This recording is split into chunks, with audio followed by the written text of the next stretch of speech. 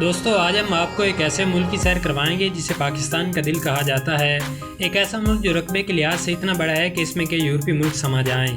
ایک ایسا ملک جس کی زمین کے نیچے اتنا سونا اور تانبا موجود ہے کہ اگر اسے نکالا جائے تو یہ پورے ملک کی تقدیر بدل سکتا ہے۔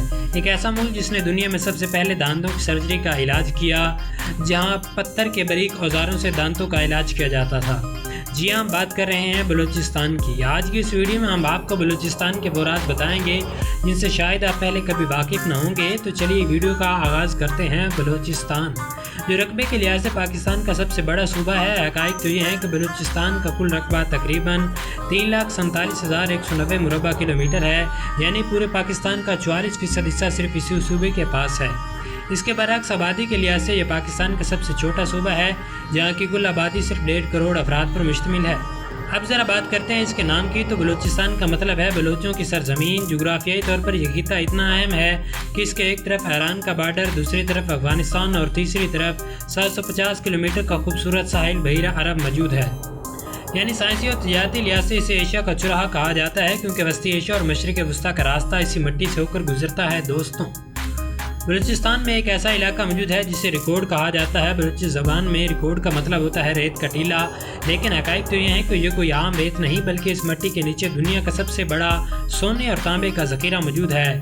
سائنسی اور جیولوجیکل سروے کے مطابق یہاں اتنا سونا اور تانبا موجود ہے جس کی مالیت 100 ارب ڈالر سے بھی زیادہ ہے۔ لیکن بلوچستان کا خزانہ صرف سونے تک محدود نہیں۔ حقائق تو یہ ہے کہ سن 1952 میں بلوچستان کے علاقے سوئی سے پاکستان کی تاریخ کا سب سے بڑا قدرتی گیس کا ذخیرہ دریافت ہوا، جس نے کئی دہائیوں تک پورے پاکستان کی انڈسٹری اور کروڑوں گھروں کے چولہے جلائے۔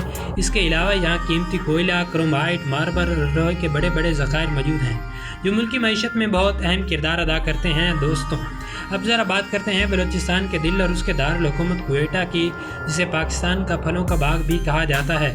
حقائق تو یہ ہے کہ کوئٹہ چاروں طرف سے خشکی اور اونچے پہاڑوں سے گھرا ہوا ہے۔ موازنہ کریں تو سردیوں میں یہاں کا درجہ حرارت -10 ڈگری تک گر جاتا ہے، جس سے پورا شہر سفید برف کی چادر اوڑھ لیتا ہے۔ لیکن بلوچستان کے سیاحتی مقامات تو کسی دوسری دنیا کا حصہ لگتے ہیں۔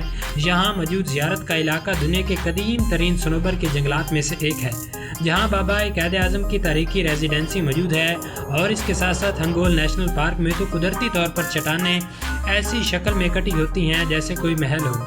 یہاں پر مشہور پرنس آف ہوپ یعنی امید کی شہزادی نامی پہاڑی موجود ہے، جسے ہالی ووڈ کی مشہور اداکارہ انجلینا جولی نے جب دیکھا تو وہ حیران رہ گئیں، اور انہوں نے ہی اسے یہ نام دے دیا تھا۔ دوستوں، اب ذرا بات کرتے ہیں بلوچستان کی خواتین کہ اس منفرد اور شاہانہ سٹائل کی، جو دنیا بھر کے فیشن ڈیزائنر کو ہوش اڑا دیتا ہے۔ یہاں کی خواتین کا روایتی لباس صرف ایک کپڑا نہیں بلکہ آرٹ کا ایک ایسا شاہکار ہے جسے پشک کہا جاتا ہے۔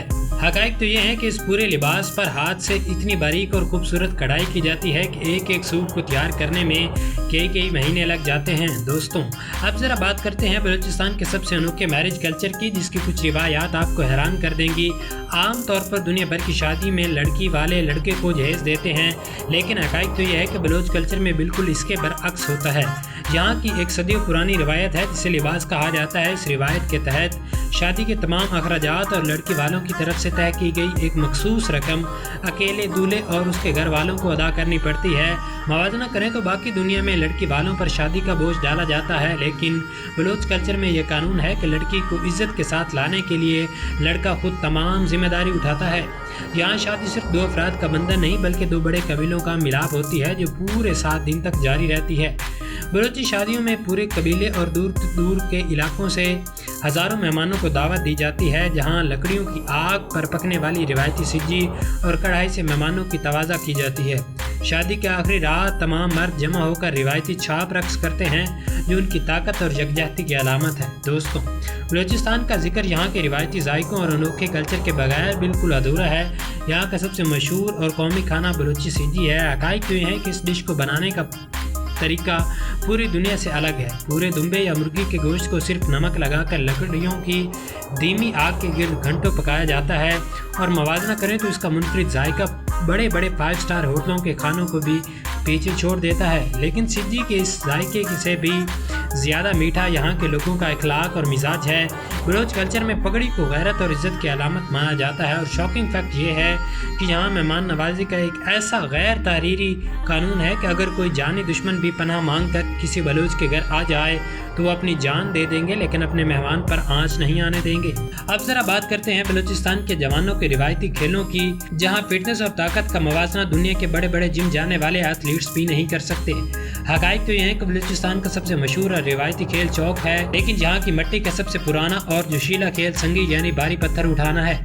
इस खेल में कोई जदीद औजार या डम्बल्स नहीं होते, बल्कि 50 से लेकर 100 किलोग्राम से भी भारी कुदरती पत्थर को ज़मीन से उठाकर कंधे पर फेंकना होता है। मवाजना करें तो ओलंपिक्स के वेट लिफ्टर्स भी यहाँ के मकामी पहलवानों की देसी पावर को देखकर हैरान रह जाते हैं। इसके अलावा यहाँ घुड़सवारी और नेज़ाबाजी का जुनून भी अरूज पर होता है। जब यहाँ के रिवायती मेले जैसे सिब्बी मेला लगता है तो दूर दूर से कबीले अपने बेहतरीन घोड़े लेकर आते हैं और मिट्टी उड़ाते हुए नेज़े से निशाना लगाते हैं। तो दोस्तों, ये थी बलूचिस्तान के ऊपर एक छोटी सी लेकिन लाजवाब डॉक्यूमेंट्री। आपको कैसी लगी कमेंट बॉक्स में अपनी राय का इजहार ज़रूर कीजिएगा।